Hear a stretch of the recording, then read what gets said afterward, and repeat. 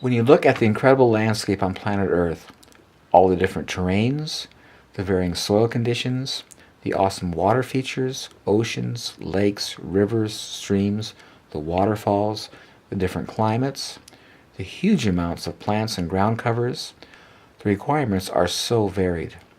Can one fathom how big a project that was? When God designed the landscape project for planet Earth, He was so genius, He designed it in such a way He would never have to show up to work. It is completely self-sustained.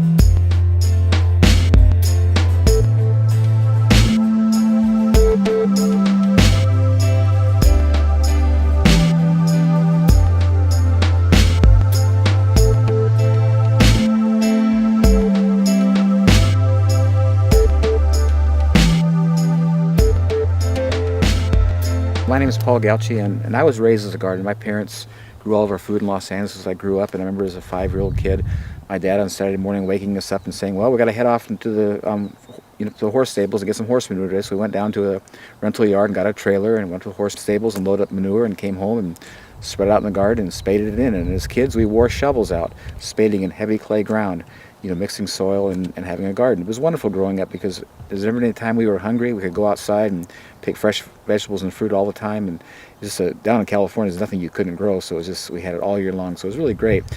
And so as I started to, grow up and I got married and I had some children and I decided, Los Angeles is no longer a place fit for human habitation as far as I was concerned. It was getting really crowded and smoggy and just not safe. And so I thought I want to move to a place where I can continue to do this and grow fresh food for my family, have clean water, clean air.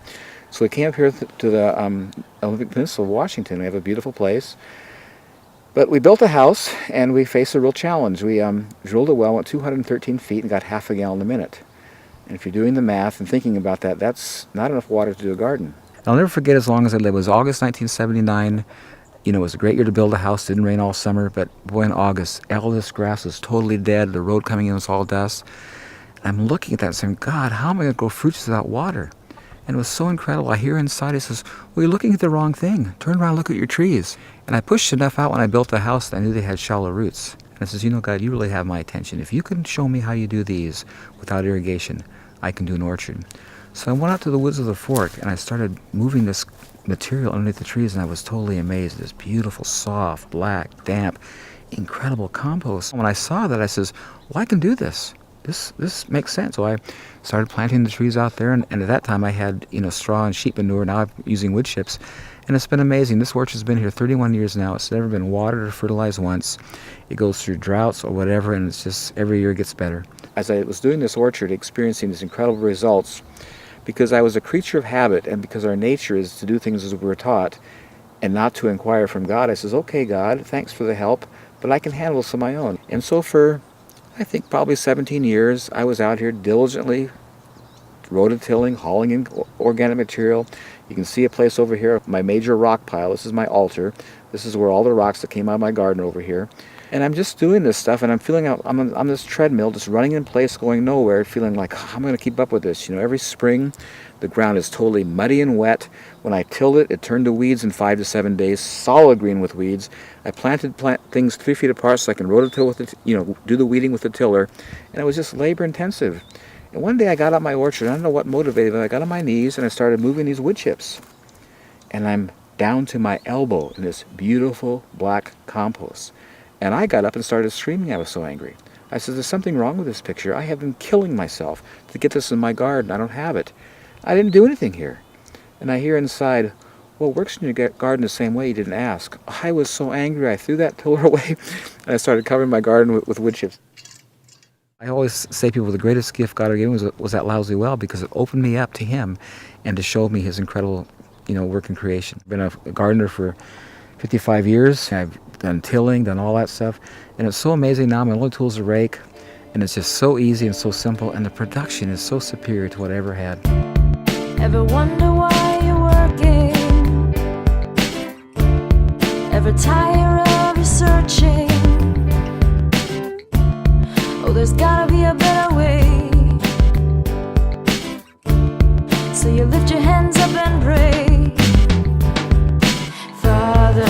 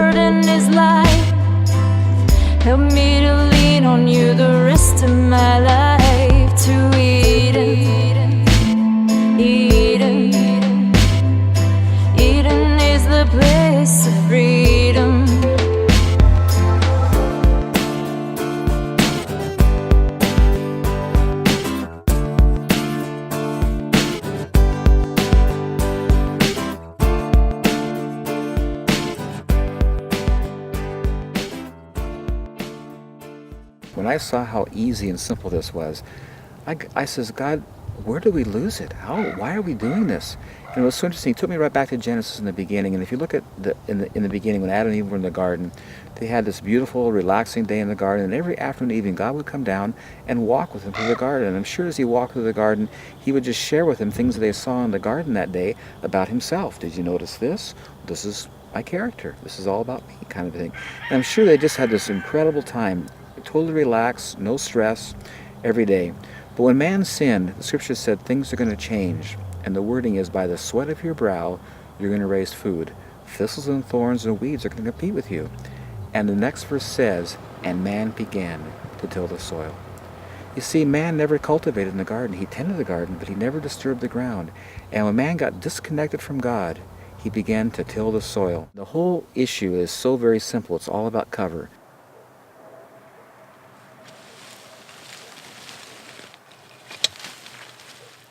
Nowhere in nature where man has not been do you ever see exposed dirt. That only happens when man comes and takes the cover. Everywhere in nature where man has not been, it's either covered with needles and leaves or grasses, but the ground is covered. And the reason is because the ground is a living organism. And as all living organisms, such as ourselves, we have skin to protect us. The animals have fur. Fish have scales. Birds have feathers. And the soil is a living organism. And God has designed it and made it so it's always covered with something. And when you take the cover off, it becomes vulnerable and it gets lost. And this is the thing that amazes me about us as intelligent human beings, how we don't see it, because we've been experiencing it for thousands of years in a negative way. We're all around us, all through creation. Everything's just growing beautifully with no work. And we work hard to fail. When we came to the Midwest here 200 years ago, there was 8 to 12 feet of beautiful topsoil. I mean, gorgeous stuff. And if you've ever flown across the Midwest, you look down at the ground, it's almost scary. It's just parched, cracked, hard, totally desolate, almost looks like desert. There's 8 inches of topsoil today because it's all blown and washed away, and they're still cultivating. This is not working, and we're losing topsoil. And topsoil in nature, it takes 100 years to build an inch of topsoil. I mean, it is criminal and incredibly devastating what we've done to the planet. Soil conservation people in the Midwest will tell you that it's okay to lose around 4 tons of soil per acre per year. I don't believe, I may be wrong, I don't believe that soil is forming at the rate of 4 tons per acre per year. When the soil erodes, the organic matter erodes and all the nutrients that were in the soil erode, and that's just gone. It's just a resource that isn't there anymore. I found that if I try to help nature at any level, I mess it up. My approach now is just to look what it does and it says, talk to me, show me what you're doing, because I want to copy it, because it does it the best. I have 2 properties that I'm doing this on. This one here, the ground is clay and rock. It would be impossible to farm. It would be considered from the agricultural point of view as marginal soil. The other place I have is 80% rock, totally gravel pit. You couldn't possibly till it. You couldn't possibly cultivate it. And in both of those places, I'm experiencing the most incredible, beautiful gardens. I love that scripture where it says, as we behold the Lord, we're being changed from glory to glory. And I find that anything that comes in contact with God gets changed, including clay and rock and rock.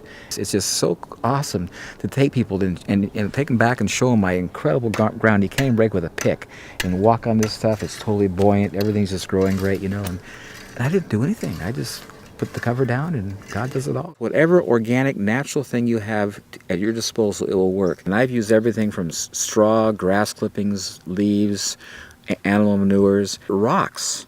But having used them all, I come back to wood chips and I see where it's been for a while and what it's done.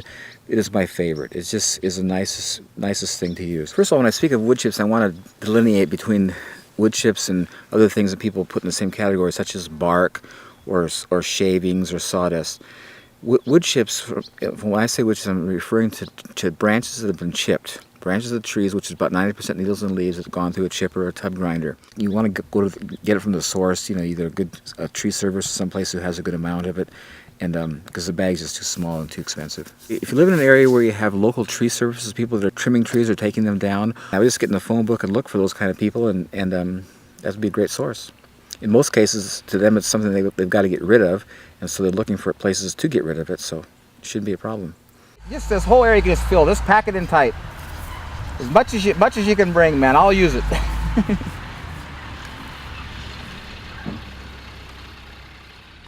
In the local area here, we remove hazard trees and trimming and view removals and different things to enhance views, and so this is a byproduct of that operation. We've dumped chips here for Paul for a lot of years. And, 12?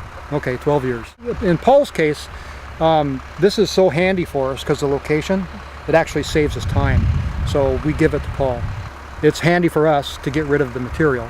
So it's getting more and more common for people to call us wanting chips. The thing about mulch is pretty much in every municipality there's mulch available, because someone's chopping a tree down, somebody's cutting a tree, somebody's shredding leaves. If we can try and get things that are as close as possible to us, maybe it's your neighbor that's chipping up a tree next door, then that's the best product for you.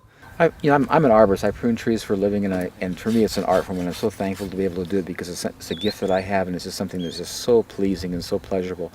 It's interesting that the scripture talks about pruning. There in John 15, Jesus is saying that I am the vine and you are the branches, and my Father is the husbandman. He's the one who maintains and cares for it all.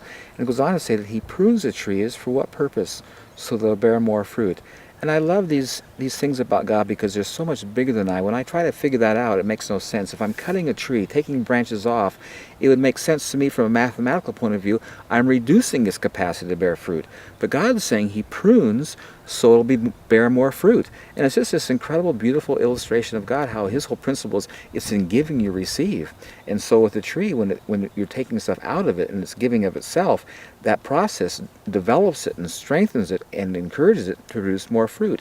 And in my experience, I totally see it. People will come to my orchard here, this time of year, and you can't even walk through it. And they'll come after I prune it in January, and they says, "What happened to your trees? They're naked. I mean, what'd you do to them?" I says, "Well, come back in September. They'll be all touching, And I'm just basically, making room for them to fill in, and they just produce so heavily every year.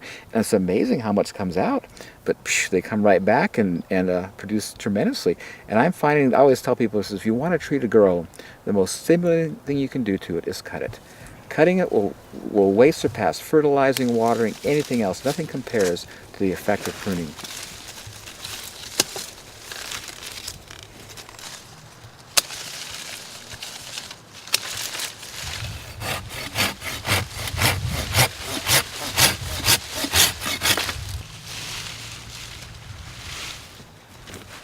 Every time I prune, I've got all these good branches to chip up and put back, and every year it happens over again, and it's endless, and it's totally free, provided by God. And it's just, again, it's such a beautiful picture of his character.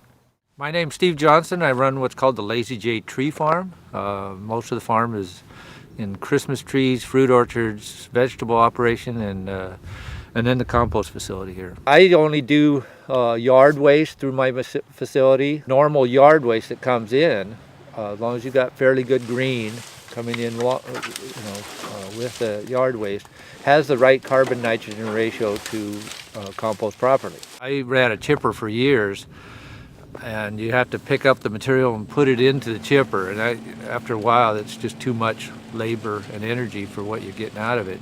And so the tub grinder is really a good way to put the material through fast, and you never handle it by hand.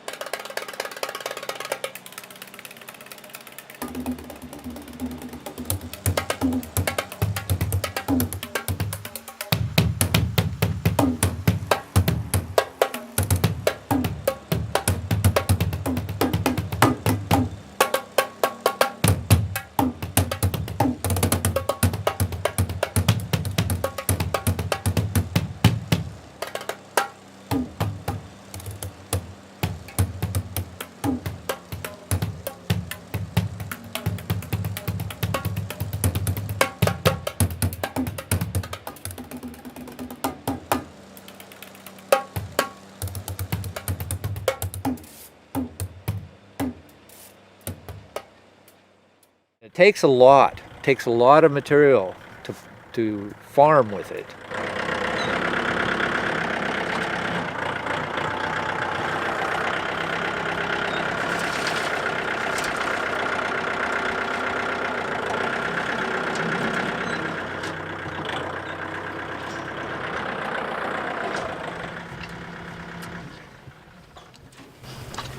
You know what's so interesting about this? Track with me. I came across this revelation the other day. These wood chips, when the wind blows, don't move. No, they stay there. And they're lighter than dirt. Exactly. You track with that. That's bigger than me. And I love it. It's nature. It's so awesome how the creator designed this. I mean, there's no tilling, there's no digging, there's no... This is it. This is the only tool I need. Man, it is awesome. My roses love it. Everything loves it.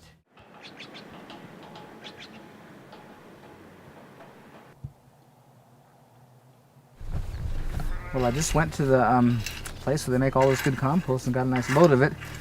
The last time I put this here was about 3 years ago. And I think with this application, it'll probably go maybe 4 or 5 years. I'm finding that this stuff is like compounding interest. It gains in time, and you have to put less and less down as time goes on. Look how the leaves, I just love the color of them, and just how succulent and healthy they are. There it is. There's 2 words I want you to think about when you come here. Sustainable permaculture.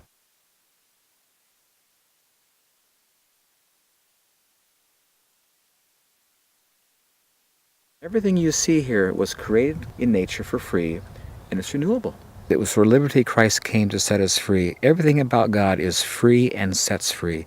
And I love that about his character, and it's so beautifully just, exemplified and shown in nature.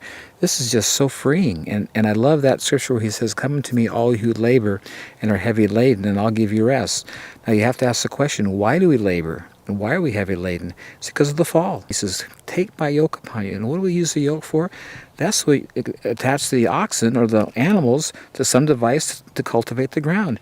And Jesus says, "I don't do things like you. Follow me around and learn from me. My yoke is easy and my burden is light." And in this incredible environment, in this thing that God has created, he shows his magnanimous, awesome, giving, generous nature. And it is so beautiful in comparison to the man approach of tilling and putting back, constantly being on a treadmill running, never getting on top of it. All these wood chips just sit here. I don't do a thing. Anytime I choose to plant, put a seed in, it totally thrives. If I don't use it, it just waits for me and develops, richer qualities. And in the meantime, it doesn't blow away, it doesn't turn to weeds, and it just stays. Where conversely, anything that I do, if I don't stay right on it, maintain it, I lose it, kind of thing. I'm a slave to it. And again, it's just this incredible quality of God of just setting us free. What I find quite interesting is that the issues we have in agriculture, and I'll just list them: soil preparation, fertilization, irrigation, weed control, pest issues, crop rotation, pH issues, none of those issues exist in nature. And what I'm finding at my place, none of them exist here either. And I feel just so thankful to be set free from that.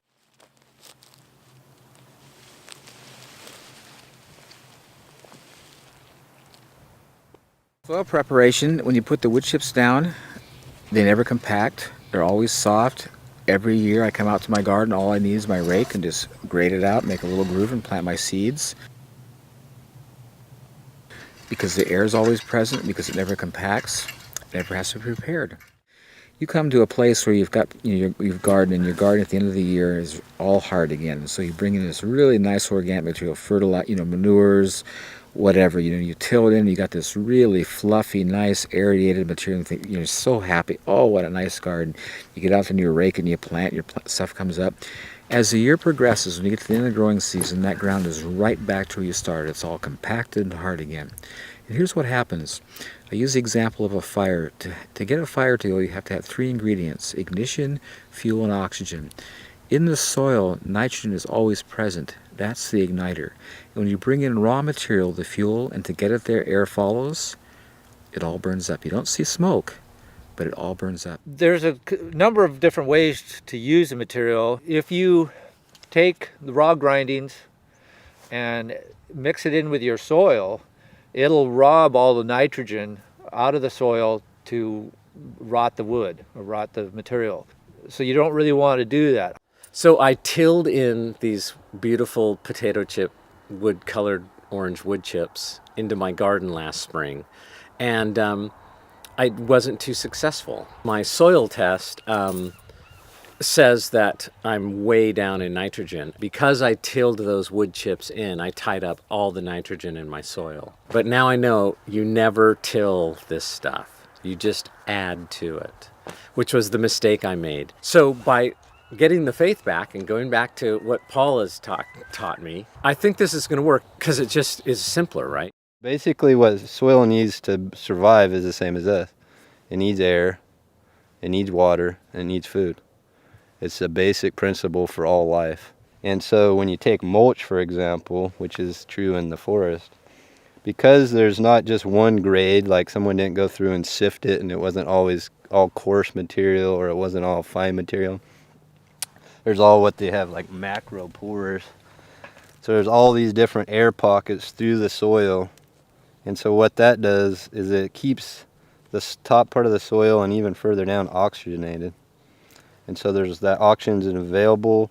The microbes and the earthworms come up into the soil, and then they can actually deal with that material and break it down. Normally when people think about mulch, they might think about what they call bark nuggets, which are just big chunks.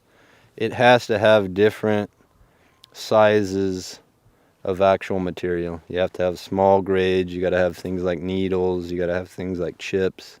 You can't have just one standardized size and expect that to do the same as what, I mean, if we look at what Paul's got here and I dig down, there's probably, I don't know how many different sizes of chips all the way down to what the finished product is, which is soil or organic material to the point where it's, I mean, that's what you're going for. Now, if I took and I multiplied this by a couple hundred times and that's what I was using, it would break down, but it would take a lot longer, and the ability right away for it to help out diminishes. I started off with alderwood chips, which are kind of big potato chip sized chunks of wood.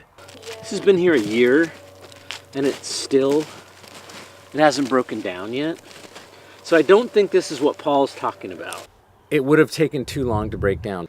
And the other main thing that they're finding with a lot of different trees, grasses, plants, vegetables, compaction levels.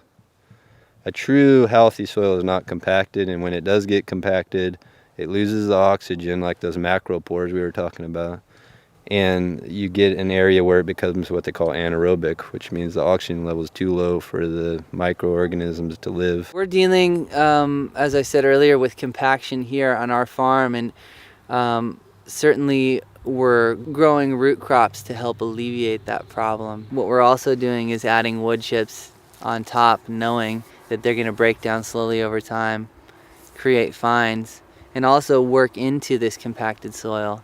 So it's kind of like a passive tilling almost that's occurring, which is a really exciting prospect to think that we don't need the heavy machinery or the heavy disturbance.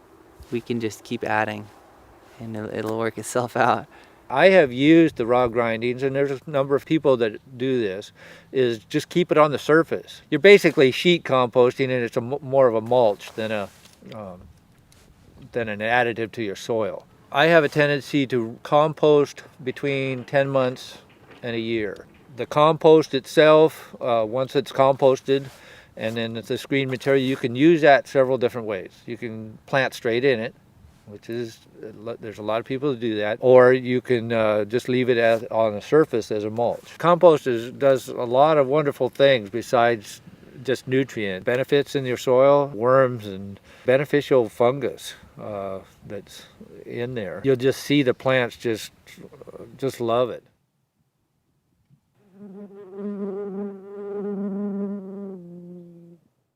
Fertilization, because of the compost material, every time it rains or you water, compost tea is being deposited into the soil, so you have a constant input of fertilization going on. Just not having a fertilized feature, to me, is just so amazing and such an incredible gift in this kind of stuff. And last year I had such an incredible experience, a real revelatory time.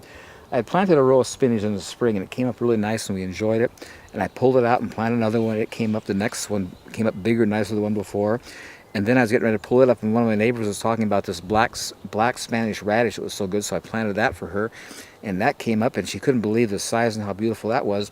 And I'm looking at this, and I'm just contemplating what's going on. And she says, now, God, talk to me. Every time I planted in the same row this year, each one was bigger and nicer than the one before, and I didn't fertilize. This is so opposite of what my experience is in gardening. Whenever I planted something, something was taken out, I had to put something back. And here I'm putting nothing back, and each planting is bigger and nicer than the one before, you know. And I hear him say to me, it was so incredible, in Romans 1, he says, the invisible attributes of God are clearly seen by the things he's made, so that no one has any excuse not to know God. And so I just started taking it in and says, God, what invisible attribute are you showing me here? He took me to Philippians where it says, and my God shall supply all your need, not from his riches, but according to his riches in Christ Jesus. And what he's saying there is that when he gives, he makes no deduction. He makes no withdrawal. He is the same. And he says this compost is illustrating that quality of my character. It gives, and it gives, and it gives. And there's no withdrawal. There's no negative. It just continually gives. And that's who I am. These leaves are falling down, and the idea is they're feeding the soil back. So they're done. So at this state, the chlorophyll is going out of them because they're going dormant.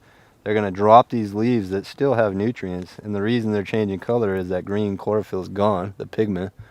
They drop down in, and they're feeding that soil, and they're mulching it by their own. I mean, we're not coming over here and taking the leaves off and mulching below them. And if we go over here, or we go out in the forest, they're doing the same thing. So, I mean, they've been developed over these eons to do it, and so, I mean, why question it? Obviously, that's what it wants to happen. And when you go out, and someone might say, well, that's not true with grasses. You go out into the grass field, let's say the prairie of the Midwest, there was grasses that were over my head, but underneath it was mulch from the grass. You know what I mean? It wasn't just green living grass with nothing out. There was mulch, all those blades of grass that had broken down fed the grass. There's nobody that goes out there and fertilizes that.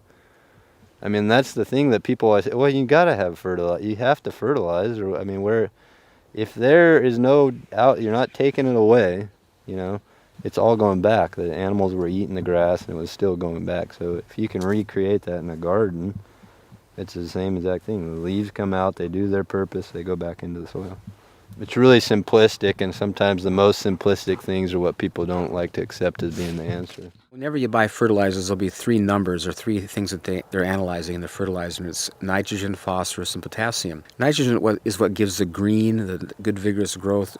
The phosphorus is what creates the budding and the flowers and the fruit production. And the potassium is what gives hardiness and health and strength to resist disease. And all those things are important to be in the soil for the health of the plant. Chemical fertilizers, even though they have the numbers that say they're adequate in these features, do not have minerals. And so the plants that are growing without minerals don't have those in them, so they don't have the nutrient qualities that plants that grow in organic soil do. The minerals simply aren't there in the soil anymore. And so it'll take up what it can get, but it isn't there to be gotten.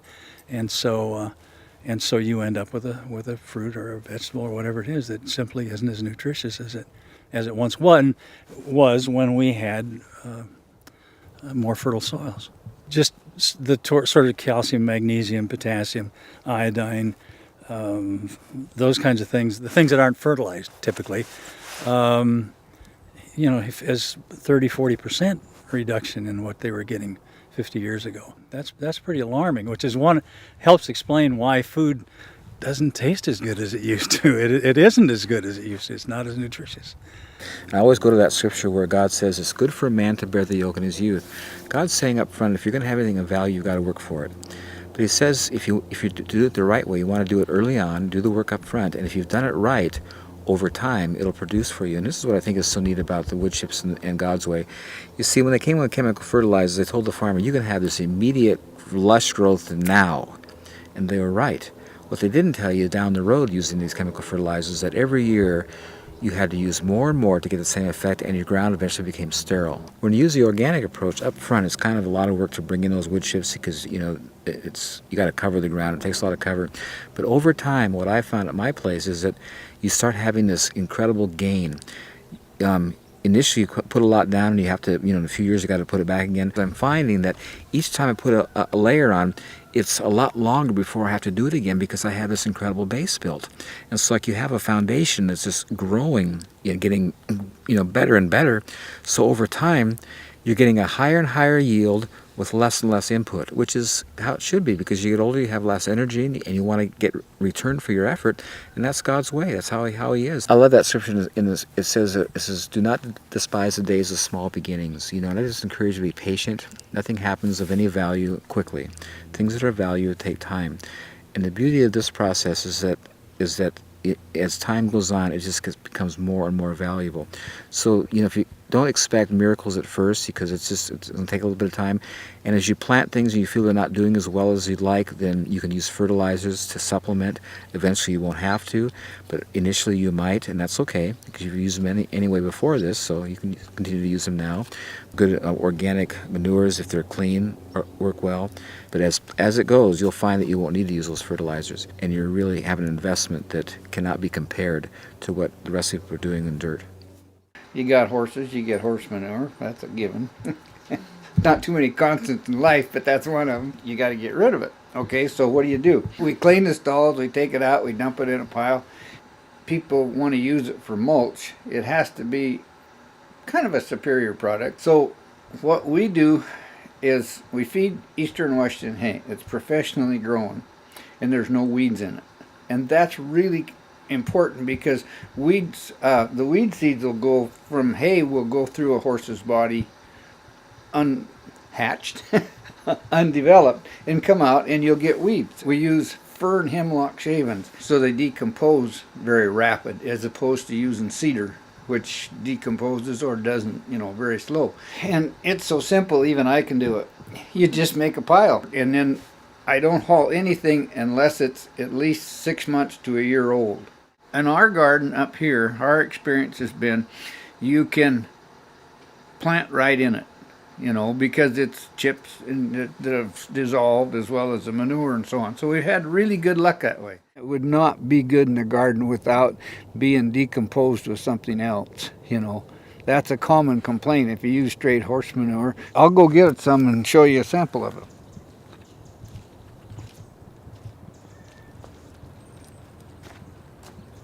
You can see how there's no manure in there.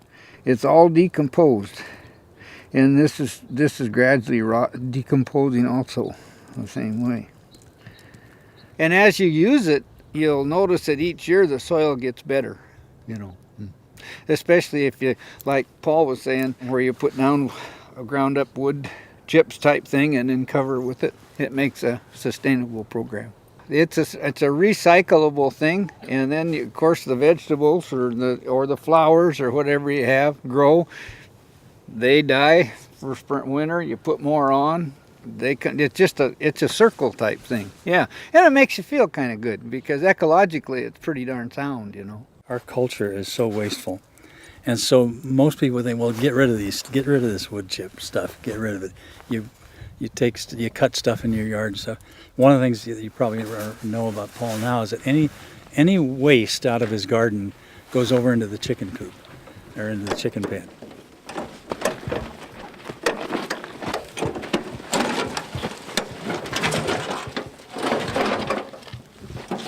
And then they eat it and munch it around and then poop. And then he brings that back over here and dresses the soil. I think one of the most beneficial parts of a garden is to have chickens around, because there's such. The eggs are great, but you see, they deal with all your waste, all of your yard waste, the expired stuff in the garden, my grass clippings, any weeds, all come to the chickens, and those are really nice organic products for them that they eat, and whatever they leave over turns into what we're going to be exposing here in a minute. They're out here all day long just kicking. You can see all those little grooves in here where they've been digging in, and they're excavating. They're constantly picking seeds out, any bug kind of thing. So they're working this material.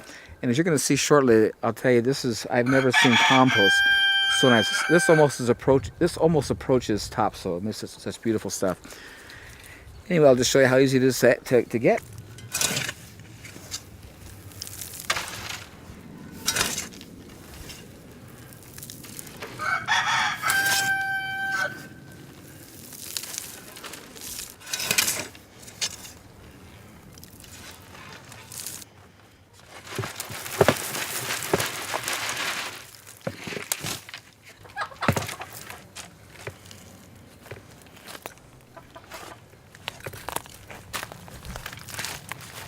You can just See what beautiful stuff this is. I mean, look at this stuff. It just won't compact. I mean, this is the ultimate topsoil. And it's all just good compost from my yard waste. I always say that my chickens are my soil manufacturing plant. The eggs are just a bonus.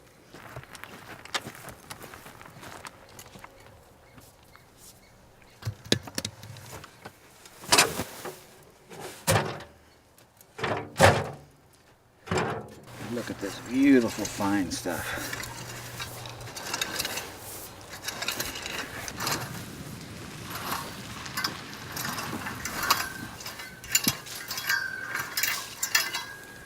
There it is, pretty quick.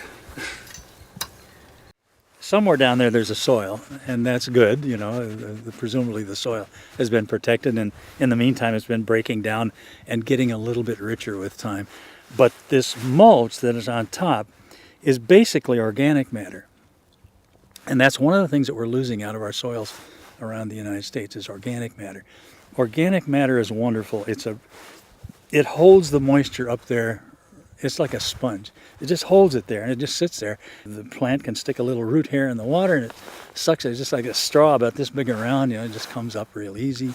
And plus being in contact with that organic matter, it's got plenty of minerals, plenty of nutrients, lots of nitrogen and all that sort of thing. It's quite interesting. People always ask me, well, wonder what your soil's like if they tested it. I says, well, I've never tested it. I've already seen where I came from. It's getting so much better that I've just been really happy with my results. But I think this is really neat. They did a soil testing and we were actually able to see that all this stuff, I mean, the soil completely is over the top as far as, you know, nitrogen, phosphorus, and potassium, which is what the plants have always indicated. But it's just nice to see that scientifically this, you know, meets the criteria. It's what it looks like. Every year in the same place I get a higher and better yield because the compost is being deposited into the soil via rain and water as a compost tea, and it's just like the soil is the bank, and it's a real descriptive of like compounding interest. Just gets better and better and better, and the beauty is I do nothing. Irrigation, well, the rain does great, as it does everything out there. Nature does everything with rain, and so it is here. Now in the summertime when I'm planting seeds out in my garden because it's dry on top, I'll water initially to get them up. But once they're up, I stop watering. When you go to plant and you pull them aside, if they're not wet, you want to water because seeds have to have damp ground to sprout in. And so this, you know, whatever state it's in when you go to plant will indicate whether you need to water or not. Irrigation is a big issue these days, especially with places where there's not much water or places when there's too much. Although we're in Washington, the evergreen state, you know, it's known for having lots of water. Here in the rain shadow of the Olympic Mountains, we're getting about 16 to 18 inches of rain a year, which is very dry. And of course, that dry season is the growing season as well. And so, you know, the importance of efficient water use is just, you know, at a maximum. There are a lot of problems with irrigation. One is that it's a lot cheaper or easier. It's a lot easier just to waste water. Spray the water through the air or dump too much water on the ground and it'll infiltrate and it'll sort of disappear, and so you're not bothered by it. But I think the last thing I heard was that irrigation on the whole is something like 50% efficient. It's, you know, about 50% of the water is getting to the crops. And now that water's getting scarce and we're running out of water in a number of places around the world, we're actually the North China Plain, for example, lots and lots of those farmers are going out of business every year. The idea that we can use wood chips and reduce our water use by 95 to 99% is just really exciting. That's something that my friend Paul has proven over the years, and something that we're doing here as well now. Even in the short time, we've certainly seen water holding capacity and growth attributable to, you know, the fact that we've heavily mulched, you know, a lot of our plants. And you see how it's damp down in here, and see these tomatoes have never been watered and won't be watered all summer. You can drive a truck on it, it won't compact, and it just gets better and better and better. Here, have some of these tomatoes, they're starting to get ripe. This is what I get so blessed by. Look at this. Look how damp this is. And this is August. And it's going to stay this way. This will never dry out. And this is why I don't have to water. Where in dirt, you won't experience this. It's going to be compacted on top. You dig down, it's dry. But look at this beautiful material. You know, and I find it's quite interesting in my experience. I have a place here that I have a pond, and I plant my potatoes down there because they like to be watered. And I find that things around there grow so much better than they do when I water from the top. And I'm realizing that in the beginning, before the flood came, there was no rain. Everything was water with water coming up from the ground as a mist, and that is the ideal way to water. It's the ideal, and I think in Psalms it talks about a tree that's planted by the rivers of water that brings forth its fruits in its season. Its leaf also shall not wither, and whatever it does shall prosper. You ever go along riverbeds or stream beds, you'll see the plants alongside the trees are just huge and lush and just gorgeous. And that's the ideal way to water, is to have sub-irrigation water coming up underneath. And I think it's so interesting, in nature, the ground, it maintains and holds that water, so it's always there. It's always available to plants on a continuous basis because of the capacity to hold it, And watering from the top is so counterproductive in a garden situation because that's just, not as effective as, sub-irrigation or material that holds water, so you can just live off the rain. The rainwater is a superior water. Groundwater never compares to the benefit of good rainwater. And if you've ever done a garden, you see after it rains, everything just grows great. Nothing like when you watered, So if you can live on that, that's the best.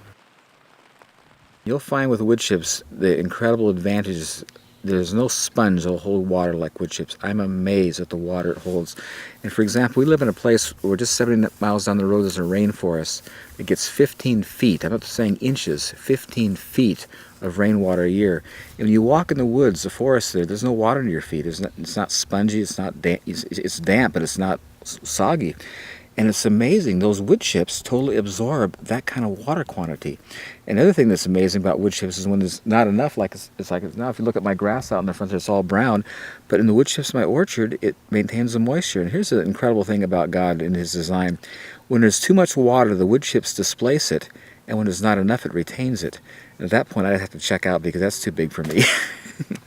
The idea is with something like what Paul's got going here, is you're creating a layer over the soil that can act as almost like a blanket for the soil so that the moisture level in the soil is staying up to the levels it should be. If this was blank and there was no mulch, 9 out of 10 there's a lot of runoff. I mean, there's water, just normal rain is taking any nutrients that are above and either leaching them away or leaching them down into the soil. Where this mulch, when the rain's hitting it, it's stopping right there. It's slowly working into the soil. The microbes and everything, the bacteria, the earthworms, everything that's living under that is protected. And then they are slowly decomposing that mulch down into the soil, which is the food for the plants. Water is such an important thing. We couldn't live without it, and I think it's quite interesting, the ratio and how it is on the earth. 75% of the earth is water. Our bodies are 75% water, and what I'm finding in my produce and fruit, it's 75% water. And I'm seeing a real connection here and a real balance. And what's interesting in plants that are growing in dirt that are irrigated with water, they don't have that water content. And I've discovered the reason is that we see in dirt, because it's compacted and hard, roots can't develop like they would like to, and so they're pretty compacted and not very spread out. But in this environment where there's so much air in the ground and it's so porous, the roots just spread everywhere. And because you have this very large root system, it's able to take up all this water. I've always said that the amount of water in the ground has nothing to do with what's going into the plant. Because you could have, heavy clay ground, which is what I have here, and I could be watering all day long, and it's not going to go in the plant because the ground's so compacted, there's no root system. But in this stuff, because the ground is so porous, I don't need to water at all because the roots are everywhere. Drawing such a wide area, they're taking up such a huge amount of water, so it doesn't matter about how much water is in the ground, it's because of their capacity to take up. And that's what's so key, and that's what I just find just such a pleasure. Anything I pick, you break it off or you bite it, and just juice and water just flows out of it, And that's how it's supposed to be. That's really the design. And it's just so important for us to be hydrated with our food and to be getting enough water. And like I say, the stuff you buy in the store, it just doesn't have that water content. Oh, this fennel is like, I can't even describe it. Isn't it awesome? It explodes in your mouth. It's amazing. But everything, you see all the water in that? It's all about roots. You know, you got to water 2-3 times a week, depending on what the temperature is, what your soil is, and sometimes more if you have sandy soil. And Paul never waters. He never waters. It's, you know, you go out there and it just blows your mind. Just blows your mind. You see, because the compost holds the water so well in the ground, I don't need to irrigate. And because I'm not irrigating, it just stays totally weed-free, because when the weed seed blows in on top of these dry wood chips on the top, they can't germinate. And the other nice feature is when you go to pick vegetables, it's not muddy. It's not got dirt all over. It's totally clean because I wasn't watering. And when you walk on it, it's nice and dry. There's no mud. It's just such an incredible benefit not having to irrigate continuously.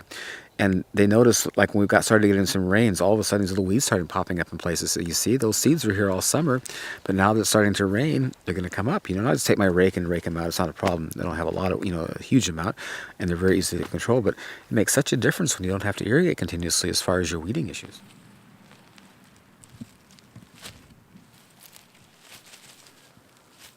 Weeds? Well, I have weeds. Weeds always happen, but because the ground is so soft and nice, I can just take my rake and just drag the rake through, and it uproots all the weeds. Or if I have to pull them, they pull out really easy. And it's kind of fun pulling here because I enjoy seeing the great root systems and just how nice everything does. So, and it's great. I call them salad green for my chickens because they just love it. It's just good organic greens. So weeds aren't a problem. Where in other soils, when it's got compacted, you got to really work to get those roots out. This stuff, they just come right out, so it's much, much easier. Weeds, I didn't say the weeds come up really good too. If you have weeds, it's easy to weed. Easy to weed, Easy right. to pull the weeds in this once you have a lot of this material. It's super easy to pull these things out. It makes your weeding a whole lot easier than what you're used to. But yeah, I mean, look at all those roots too. I'm used to things just breaking right off. It's amazing. Revolutionize weeding your garden. Isn't that great?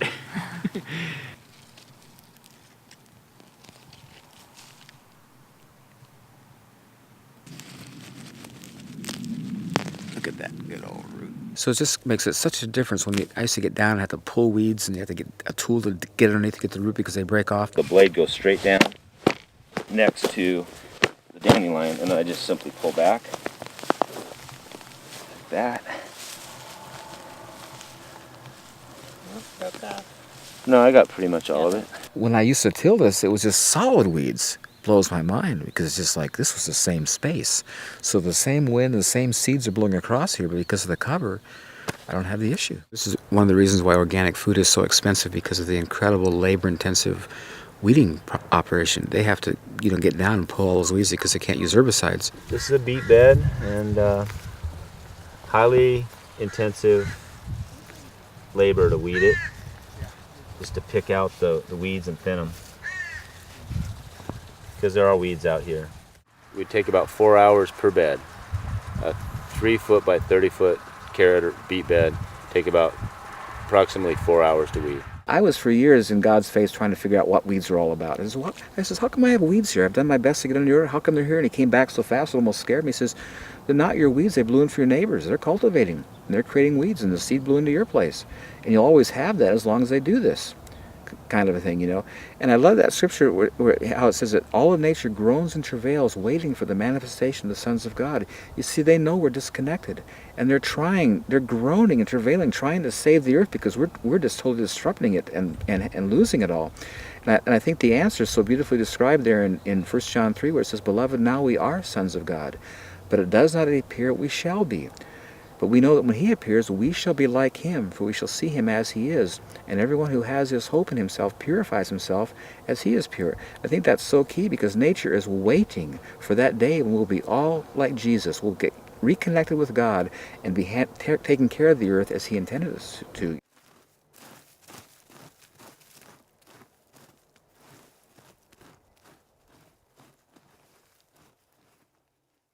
Occasionally pests will come in nature and will defoliate a few trees every now and then, but not serious enough that it causes any great losses, and nature always overcomes. I think if you follow organic principles, it's very rarely that your insect population, your negative insect population gets out of control. And of course, it doesn't matter if you spray organically, you're still going to kill beneficial insects.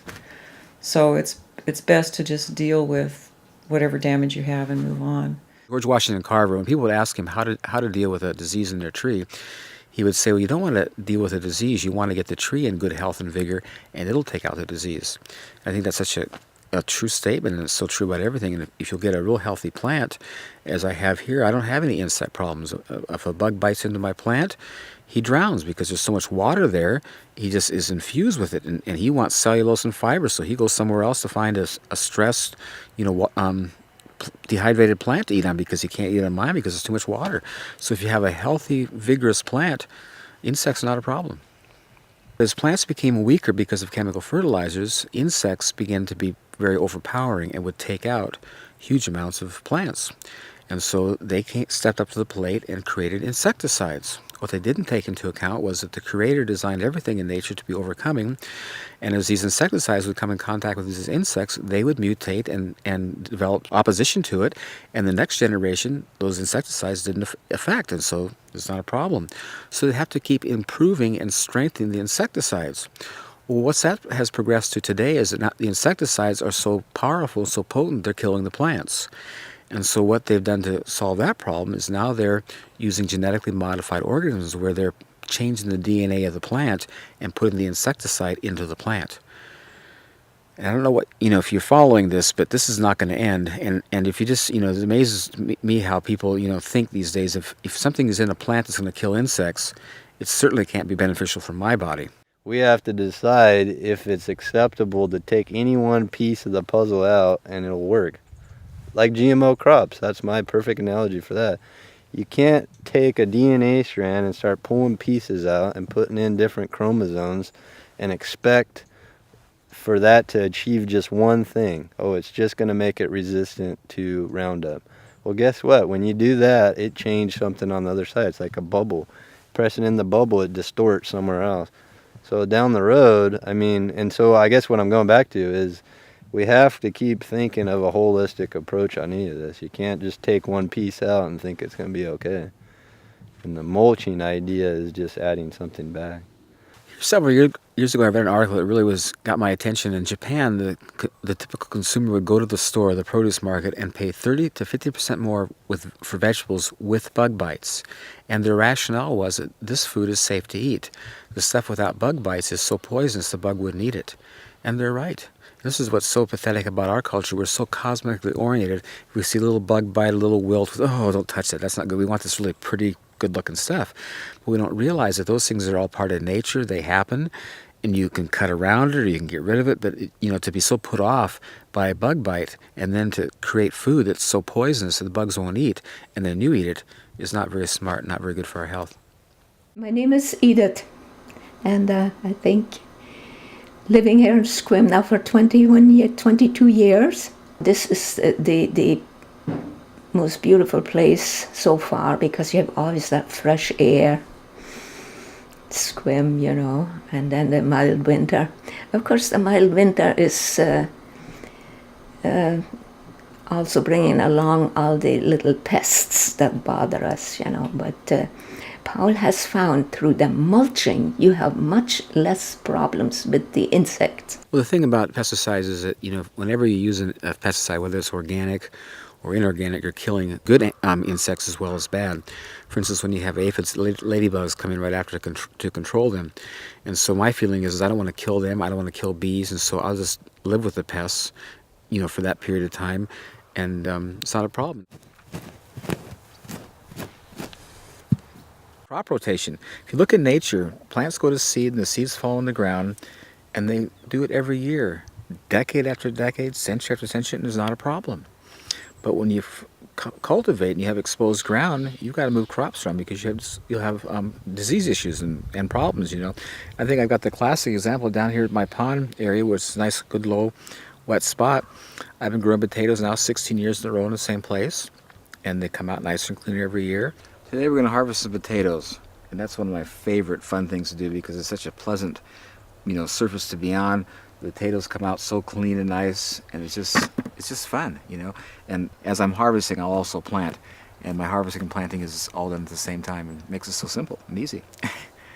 This is wood shavings and horse manure mixed together.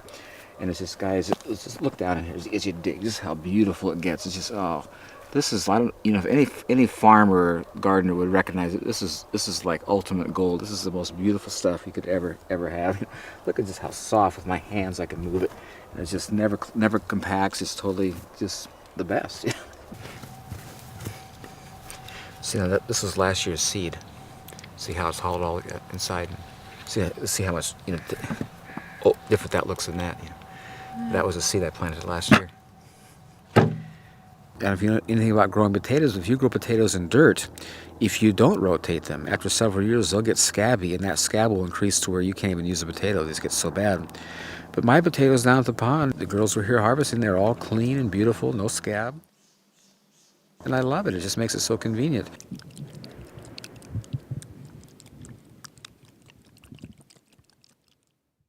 pH issues. You know, I have over here in my herb garden, I've got blueberries, which everyone knows is a very acid-loving plant. But right next to it, I can grow Swiss chard or cucumbers or anything else that's alkaline, and it does well too. So here I see again all those things that we work so hard to correct: soil preparation, fertilization, irrigation, weed control, pest issues, crop rotation, pH issues. In nature, it's just all beautifully done by itself. And so I just enjoy having the convenience, and it just makes it so much easier. Well, the reason people don't grow their own food, because if it's done traditionally, it's just a lot of hard work. I mean, you become a slave. I always tell people, when you do a garden, if you don't stay on top of it, it turns to weeds and you lose it. It's something that requires all your undivided attention, so it's very labor intensive. And people don't have the time or the energy or the desire to be so tied into something, because it's just such a big... Where this is just so opposite. You know, it makes it so simple. This is why I so want to get this out, because in the past it's been so hard and so counterproductive and negative, where this is just so awesome.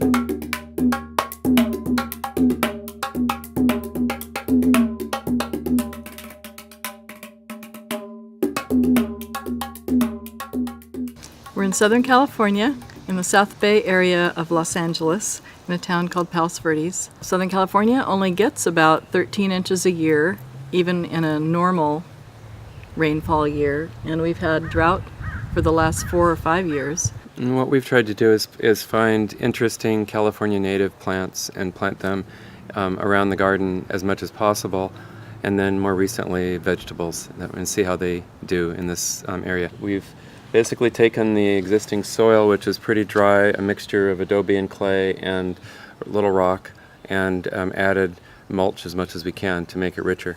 Certainly we hope that plants will grow more healthily and more readily with less water, and so that's kind of an experiment. This is actually soil that we've worked a little bit, but has lots of hard particles and doesn't work very well for plant roots. So definitely getting it more moist and adding some compost on a regular basis is important.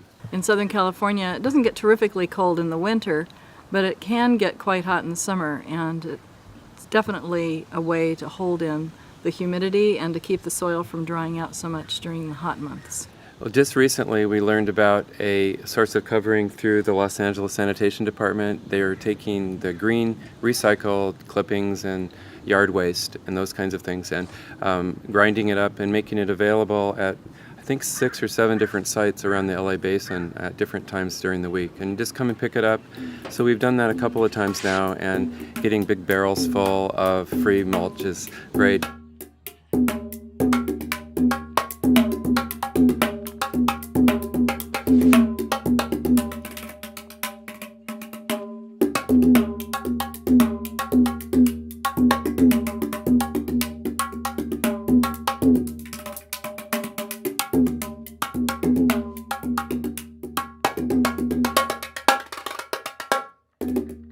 We're just adding it to the garden in different places. Once we got our plants, we used both seeds and seedlings in 4-inch pots. We cleared away the wood chips we had laid down on the original soil, just in an area big enough to dig the hole into the existing soil. Then we put the wood chips back once we'd gotten the plant established in the hole, and surrounded the plant right up to the edge of the stem with the wood mulch. There's no climate in which using a mulch isn't a good idea. It definitely enhances the soil. encourages worms and other beneficial insects and discourages the non-beneficial insects. Yeah, we've been pleased with the growth of worms in our garden. We have lots more worms just in the last 6 months because we've been also working on getting our own compost going, and that's like a worm farm, so it's great to add those to the soil. Easy to do, much easier than Very I thought easy. it was going to be. I work with middle school students, and it's a really good compliment to me to go out and just kind of work with plants and be quiet and enjoy watching them grow. Certainly, I feel that most of my students have never had the experience of planting a tree or a plant, and they're very disconnected. So I think that's part of the key, and the kind of food that most of the middle school students I see eat is heavily processed without much nutritional value. So I feel that schools and communities need to look at that seriously as a health problem, as a lifestyle problem, and deal with it certainly through garden projects. That's one way, so that people can potentially create a small garden. If nothing else, it's meditative and kind of a deep satisfaction knowing you've grown some of your own food. But there's a long-term need for that. And Ron was right, the connection to the earth business is just completely lost. Mm-hmm. Yeah, it's pretty It's sad. It's important to re-establish. Definitely need to get back to the Garden of Eden.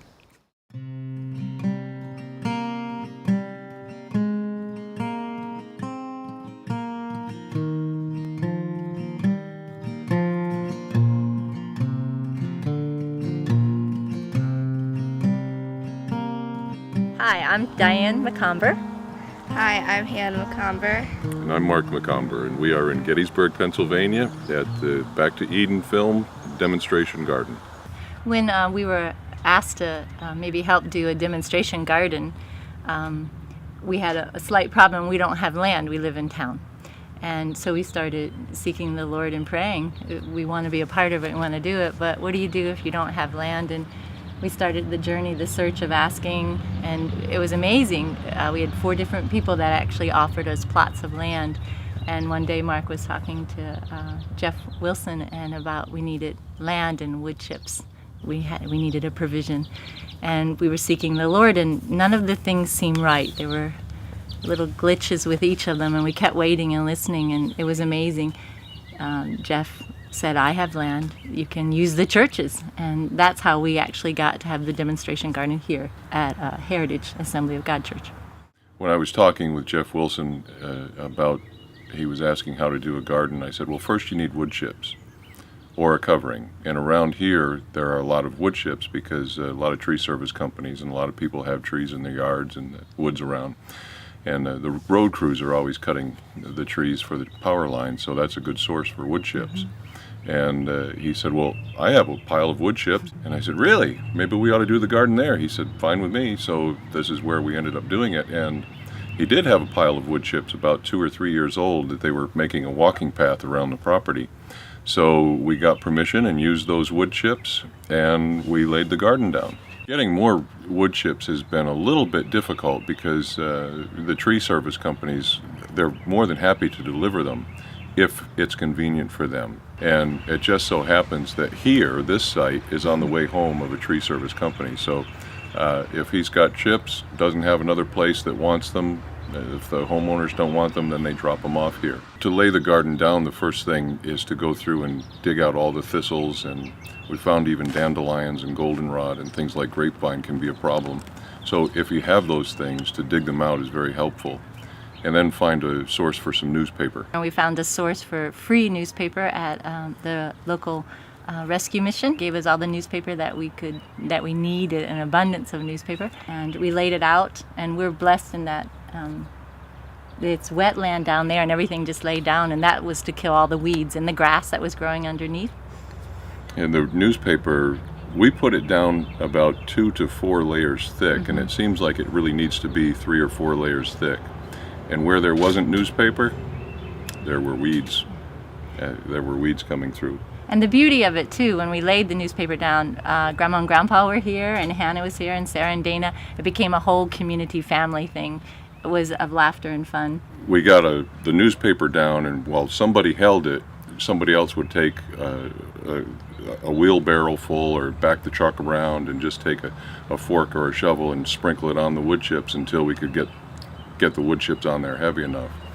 And once the light film was on of wood chips, then we could put the covering on, 4 to 6 inches deep. The first year is really best. Beyond that, it's going to make it difficult for your plants to grow. For not being gardeners, our first garden's kind of rather big. It's 100 foot by 40 feet. And again, the Lord just provided a provision for us. My brother owns a, what's it called?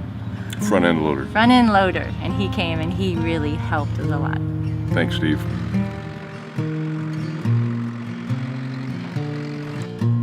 Work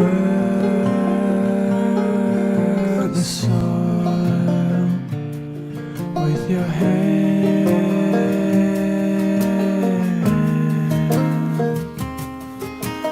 Work the soil with your heart.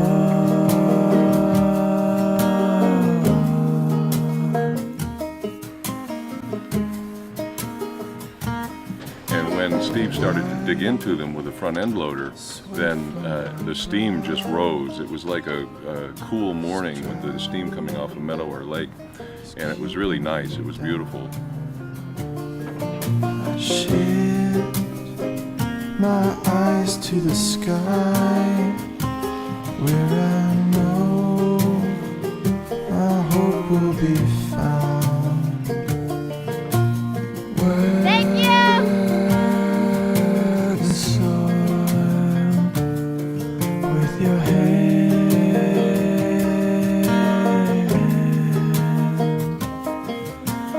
Work the soil with your heart.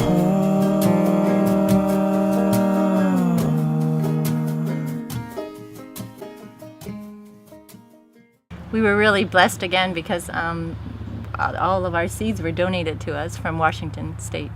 And that was an amazing gift. In October, a box came from Washington. Paul had given some potatoes for seed, and Justin had given us a bag full, 4 types, I think, of garlic. And we immediately, in the fall, planted the potatoes and the garlic. Typically it would freeze at the Yes. depth that it was planted, but the wood chips kept it warmer, it kept it insulated. Almost every single one of them came up. So yeah, it worked. When we were planting the garden and while things were germinating and coming up, it was so exciting to see these plants come up, because it's like we are going to have a garden full. We're going to have a produce department full of feed everyone harvest. else, yes. Yeah, we're going to give vegetables all over the community. And as time went on, it was a little bit discouraging because things came up and then they stopped growing.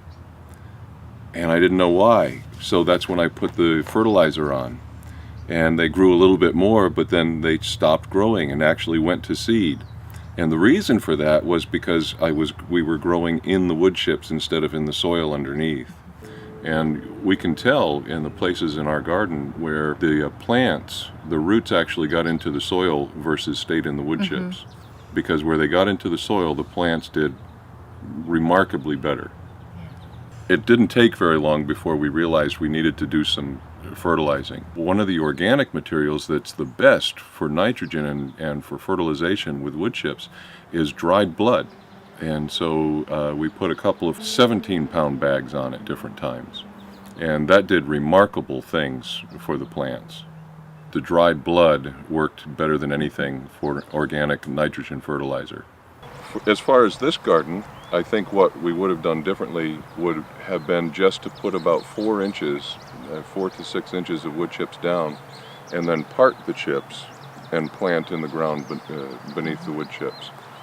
And that soil really does get prepared pretty quickly by the wood chips. It softens the ground up pretty quickly. When I moved the wood chips off in one area, I just took my finger and I began to dig. And in no time, I was down 2 inches really easily. And then in the yard, just off the wood chips, I started to try to dig, and I was, really stressing my finger to even break the grass, let alone break the soil. So it really does make a big difference. We have a friend that offered they have half an acre between their house and the neighbor's house that it's just empty. There's nothing on it at all. All they do is mow it. So he offered it if we wanted to have a garden there, or anyone else wanted to have a garden there, I have wood chips delivered there, that would be a site that we could do. So we set up another garden there, and the first thing we did, of course, was check for the thistles, and it was has been mowed all along, and there were no thistles, so we put the paper down. Then we put about 2 or 3 inches of mushroom soil down on top of the paper.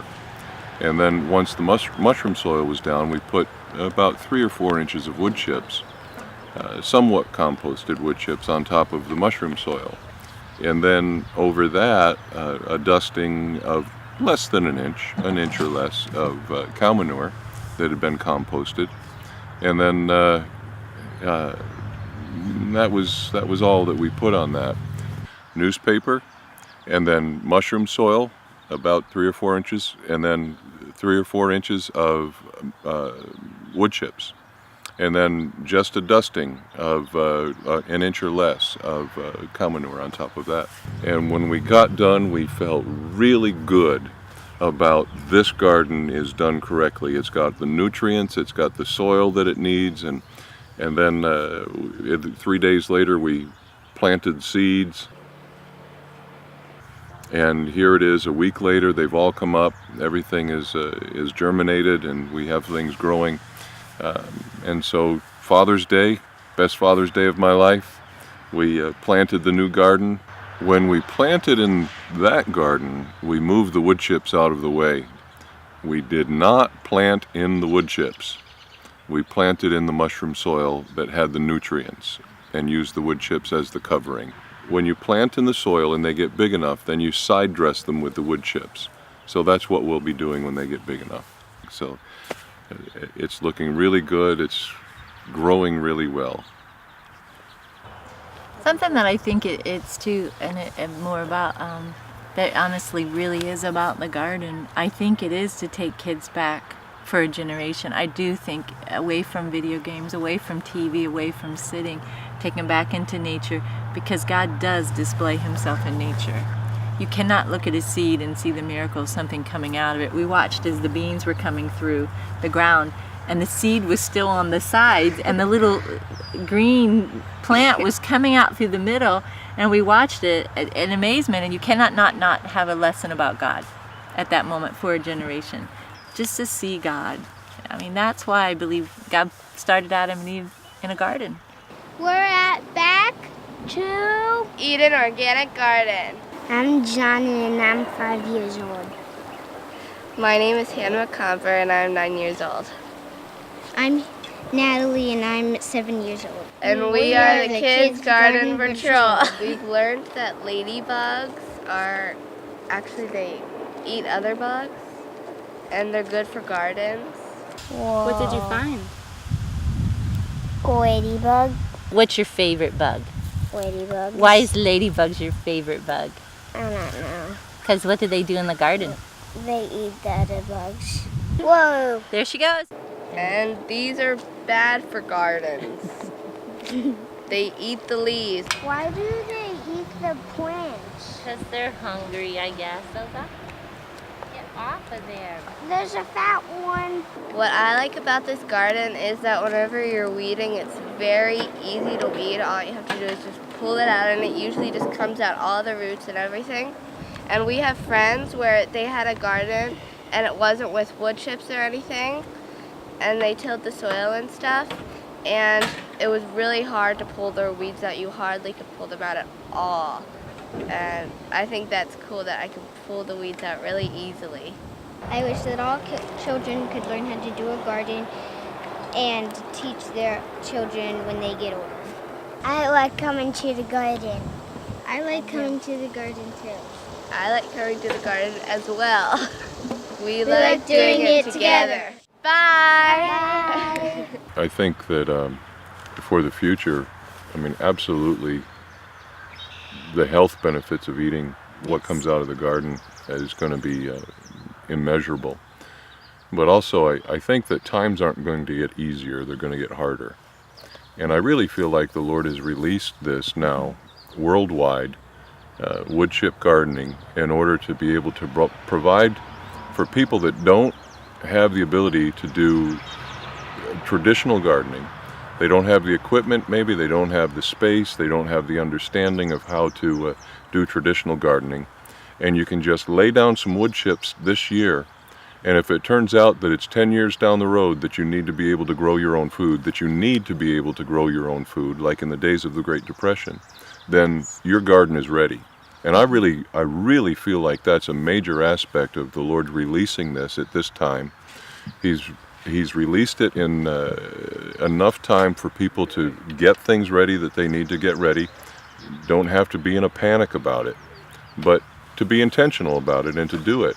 Some of the spiritual lessons I think that we learned from doing the garden, or at least that I learned, was that God always speaks to you in the garden. It's amazing, the dialogue.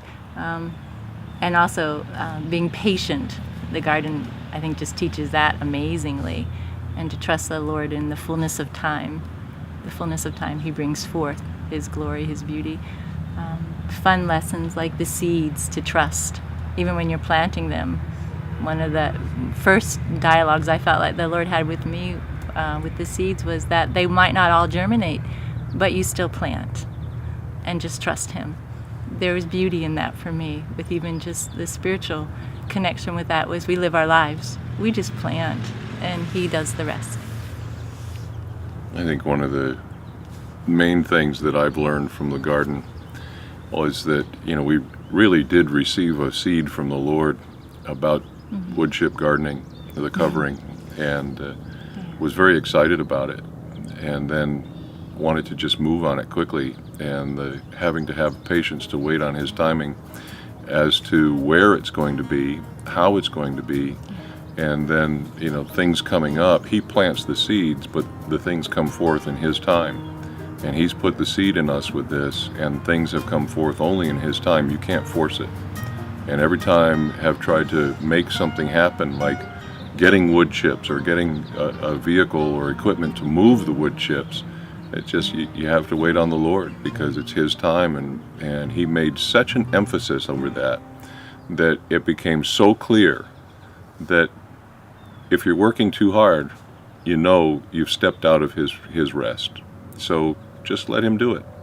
He puts the seed, it'll come forth.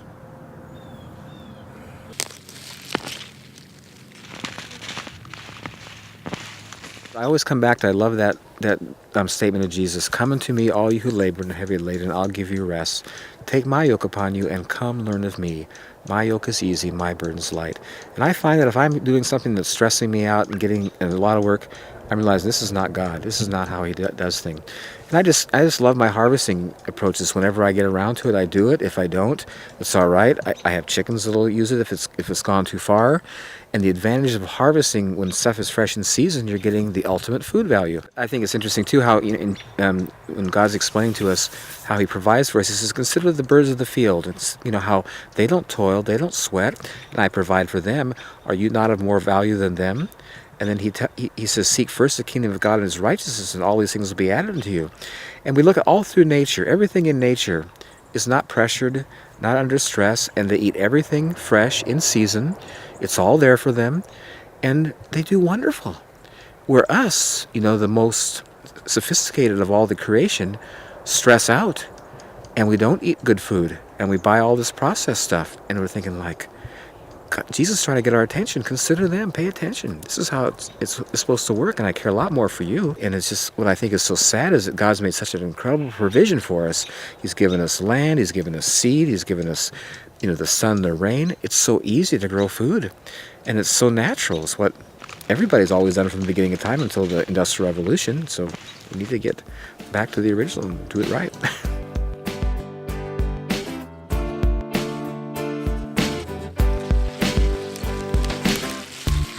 Ever wonder what's this longing whispering at your heart for the thing that you were meant for, but you don't know where to start? Father, can you hear me?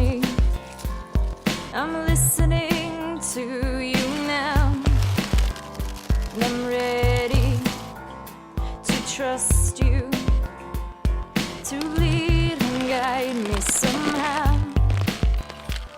The creator of the universe concerns himself with me. He's passionately revealing his coach of love and of peace to Eden. Eden, Eden is the place of freedom.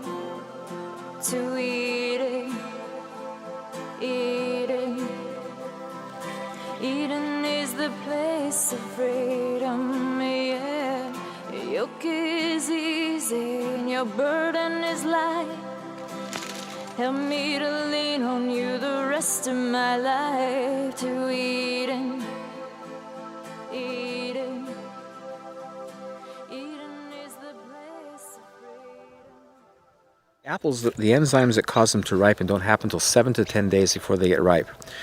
So all the apples that you're buying in the store, they're picked green, and the enzymes aren't there. They just don't show up. They look nice, they have nice color because they did the nitrogen fix and it looks good, but the enzymes that cause them to digest are not present. And so when you eat that apple, your body has to go salvage enzymes somewhere else in the body to digest the thing. So instead of this being a nutritional plus for you, it acts as a negative, and it's not really good. When the apple falls off the tree, it's usually pretty ripe. This is what I love about this arrangement. The trees are pretty low to the ground, and the ground is soft. When they fall, they don't bruise. And the other advantage is that, you know, in harvesting, you see when they harvest apples all at once, not all apples on the same tree are ripe all at once. They come on at different times, and then some are in more of a shady place, so they don't ripen as quick. And so if you pick them all, you're going to get some unripe ones. The advantage of coming out at your leisure, when they fall off, they're always ripe. And so you have all the enzymes present, the full nutritional benefit that was in the apple. Depending on what it is that you're growing, the nutrition comes with the color. And that's why, you know, it's always been, you know, known to eat a variety of colors and have a rainbow diet and all those kinds of things, is because there's different nutrients that are more prevalent with all those different colors. But the color doesn't ever come until it's right before it's ready to be picked. Unfortunately, you know, the society and the culture that we live in, they are picking those things much before that nutrition is there, which is why I believe that a lot of the taste is not there. The sweetness and or you know, whatever that particular plant is prolific in. And I think that's really a big reason why people are not, you know, big fans of eating vegetables in particular, is because of the taste. I always say that plants that grow fast are sweet and tender. Things that grow slow are tough and bitter. When I used to grow stuff out here, they grow slow, they were tough and bitter. Now I plant stuff, man, it's up in a week, you know, and just 3 weeks it's just totally huge and beautiful. It's just amazing the difference. Well, you know, I'm not I haven't been formally educated and I don't have a nutritional background, but I do have taste buds. And I notice other people do too. When they come to my place, I just love to have them sample my food. And the response of everybody is, that is so sweet. It's just, and see, listen, everything that God created, I believe, is sweet. Very sweet. It was very sweet. They're so sweet. And tastes so good. This is good. Mm-hmm. I was a butt joke in Live Oak Park. Mm. That's good. And see if you, good. They smell good. These blueberries are really, really good. Mm. And my gut feeling, intuitively, is that the nutritional value of food is relative to its flavor. If it tastes good, it is good. If it doesn't taste good, it's not good. And I come back to this good God that we serve. God is a good God, and He gave all of us a sweet tooth. We desire sweet. It's just innate. He didn't give us that to frustrate us and cause us to be, you know, put on edge and say you can't have this. He gave it to us to satisfy and bless us because He's good. And I'm finding that in my garden, everything is sweet. It is all sweet. And it's so pleasing and satisfying. And I think I'm just beginning. I'm just basically on the edge, just approaching how God made food to taste. And it's just so wonderful. And I just tell you from experience, when you eat this, I eat this stuff all the time. I just out here grazing all day long. You have this sense of just overall feeling good. You have energy. You're not stuffed. You're not bloated. You don't get tired. I'm thinking like, this is how we're supposed to live. This is just right.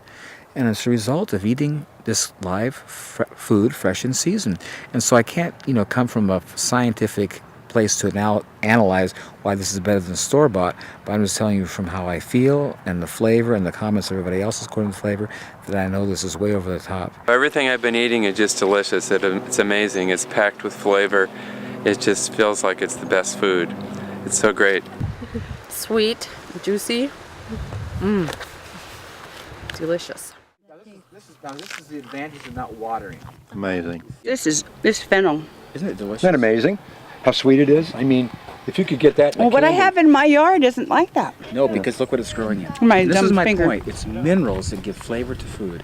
And all of our soils today are so deficient because of chemical fertilizers, because of erosion, Yeah. that minerals aren't present. But this stuff is just totally rich. Well, this is the answer. In everything, man. It's like over the top awesome. What I find interesting too is back in the 60s when they would analyze potatoes, for example, they had large amounts of vitamin A, vitamin D, all kinds of things that aren't in potatoes today. And it's because the soil back then had minerals, micronutrients, things that God created, which aren't in soils today because they're just fed chemicals. And the organic material is not going back in, and so the soil is deplete from all these wonderful things, and so the food is. And we wonder today, you know, why we have all these autoimmune diseases and things that weren't even here 50 years ago. It's not because our bodies forgot how to heal. It's because our food is not good. We're not getting proper nutrition. And basically today, people are taking supplements because they're malnutrition. They're not getting it in their food. And God created all this food for our bodies. I love Genesis, the first chapter, and I love the way it starts. And God said, fruits, vegetables, seeds, and nuts. This is what I made for your food. It is so good to have these vegetables and the fruit, especially the figs, that make you feel, you don't need a medicine or anything. You just feed yourself with good stuff. And like, it has even a better flavor. You know, when I have tasted Paul's vegetables, and like so many people, it has a sweeter flavor because it's not under stress. It grows with constant moisture, yeah. And this is the beautiful thing about it, you know, you not only help to make, again, a layer of fertile soil for the future generations. They have good soil there, it's not depleted. But you have also a vegetable that will nourish you, and it is published, you know, many places when you read the depleted soil isn't as good, so add your little vitamins in tablets. Forget it. If you can do this here, this mulching with the whole tree that's, you know, chipped up, that's the only way to go. Yeah. In some rational future, people are going to wake up and say, this is not only a good way to eat, but it's a healthy way to live. And ultimately, when you start thinking about quality of life, if your kids are healthy and you got plenty to eat and you're leading a healthy lifestyle, man, the rest is just gravy, whatever else you do. So yeah, I think this has a significant potential to be a big part of the human future. A lot of people mistake this place as a farm, and it's not a farm. This is a home where my family lives, where I raised my family, and I did this intentionally to have a place where they'd have a wonderful place to live, where we could grow all of our own food. And I've purposely, just because of how God's given me this really wonderful revelation of how to grow things, and His whole economy is in giving and receive. I've just never been in any position where I wanted to sell anything. I just have no desire to, and I just have such pleasure in sharing and giving with people because I have such an abundance. There's plenty for all of us, kind of thing. And it's just fun for me to watch people just randomly come to my place, pick things and walk off, and you can't even tell they were here. And it's just such a wonderful feeling, you know. I just love it so much like God because it's just His nature to give, you know. And if we just get connected with Him and start doing things His way, we have an abundance. He provides us with all we need, and we have excess to give away and to bless other people. And it's just a great way to live. I love it. I heard about this garden today from my friend Marcia Brees and her brother Mitch. So we took a notion to come up here, and it's been an incredible revelation. The gardening techniques are a revelation. As the owner was saying, they're so simple, so straightforward, so profound that many people overlook them. Gardening with compost, not using any water, and this is the result, is just a revelation to me. Do you think that you would ever try this at home? immediately, in about 3 hours. Every herb and vegetable that he's grown in this garden is so flavorful, so pungent, so powerfully flavorful that I haven't tasted anything like it in a very long time. Certainly not in the supermarket. And you don't see it this big in the store. This is not elephant garlic. This is Italian red. Thank you. And I want you to notice when you use it just how moist and nice. Oh, yeah. Totally awesome. Oh, it's, yeah, thank you. Thank You know you. where I grew that? No, Right out in my orchard, underneath my tree. underneath the trees. This is And you know what's so this is cool about gigantic garlic. is the easiest It's thing in the world to grow, perfect. and here's why. You plant it in October. We're amateur gardeners, and we're going to implement this stuff. I know we are. It all tasted really good. It's just all outrageous.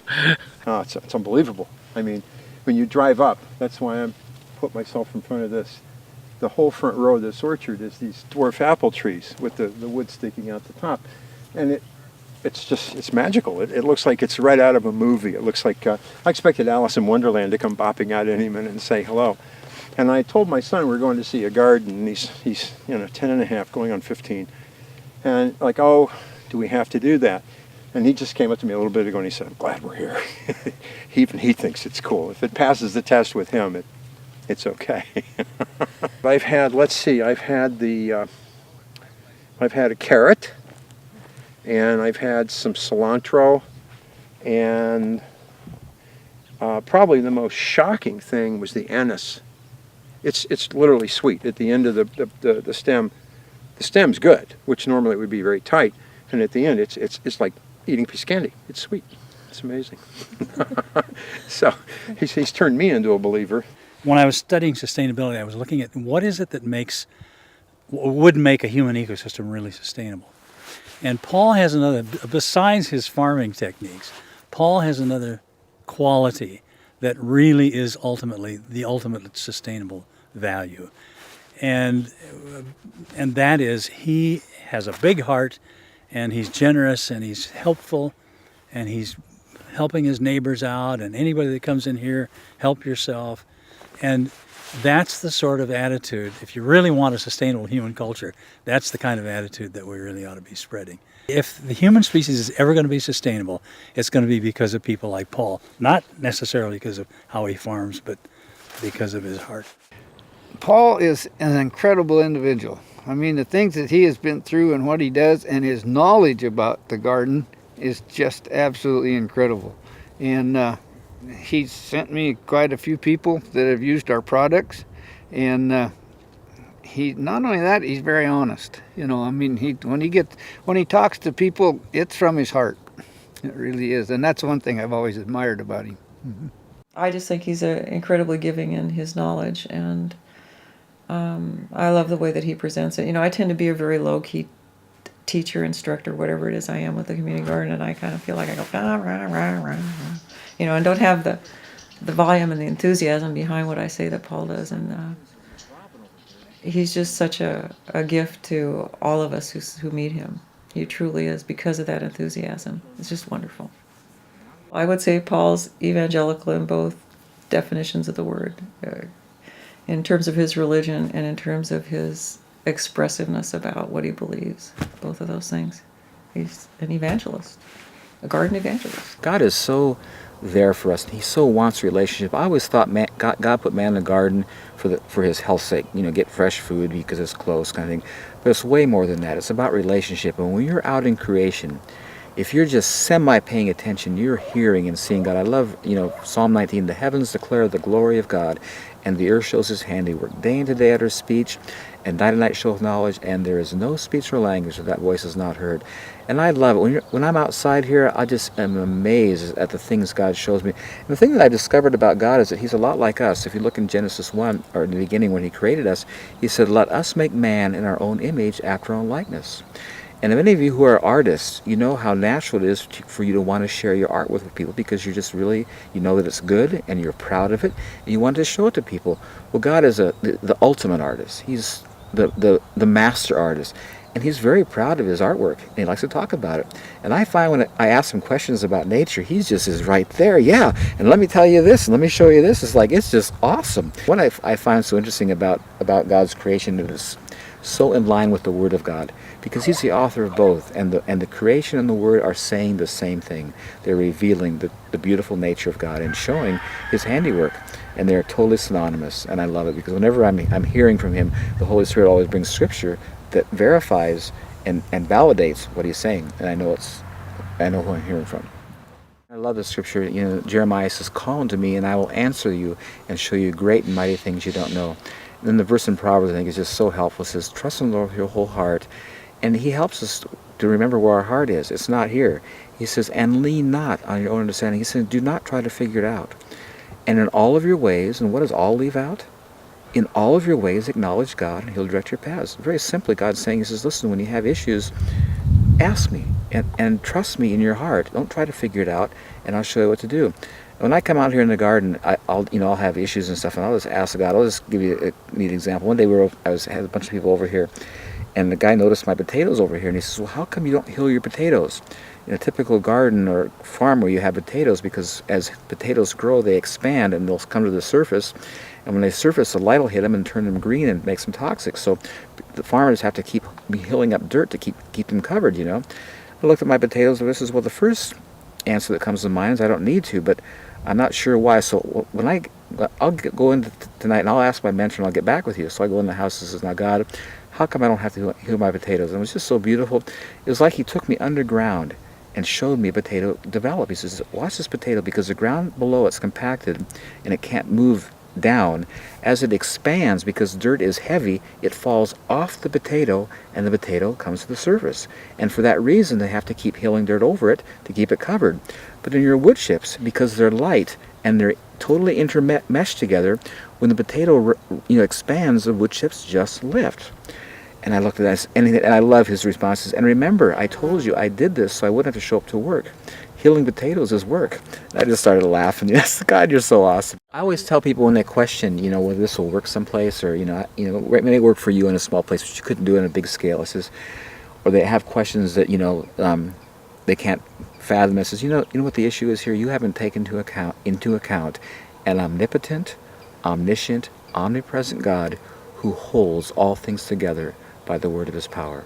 That's awesome. When you take that into account, there's no issues. And he's demonstrated, this is what I love, all through creation it's demonstrated. It's not like this is hard to do. He's showing us in everything in creation how beautifully he does it, because of his incredible all-powerful, all-knowing, totally all-present capability. And I love that word. He holds everything together by the word of his power. Awesome God.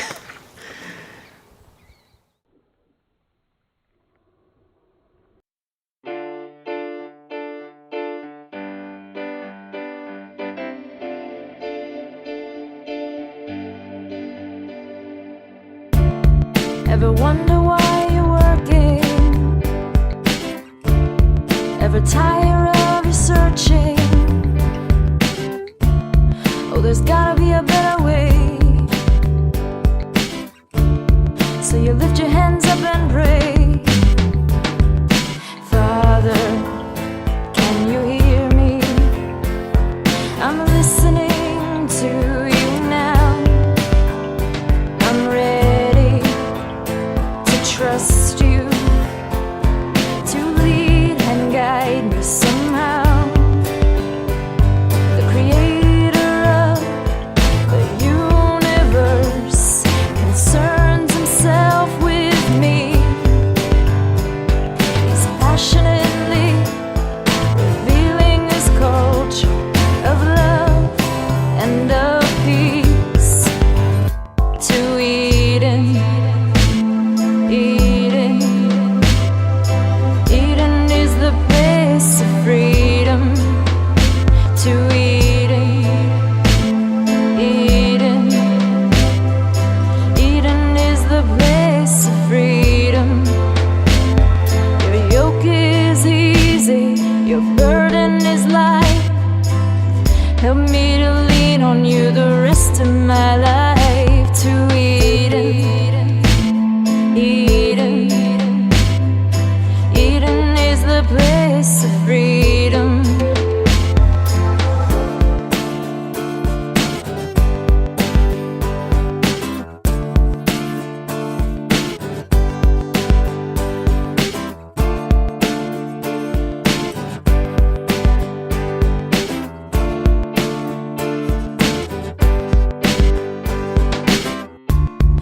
Ever wonder what's this longing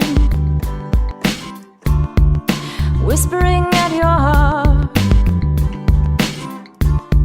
for the thing that you were meant for, but you don't know where to start? Father, can you hear me? I'm listening to you now, and I'm ready to trust you to lead and guide me somehow. The creator of the universe concerns himself with me. He's passionately revealing his culture of love and of peace to Eden. Eden, Eden is the place of freedom. To Eden, Eden, Eden is the place of freedom. Yeah, your yoke is easy and your burden is light. Help me to lean on you the rest of my life. To Eden, Eden.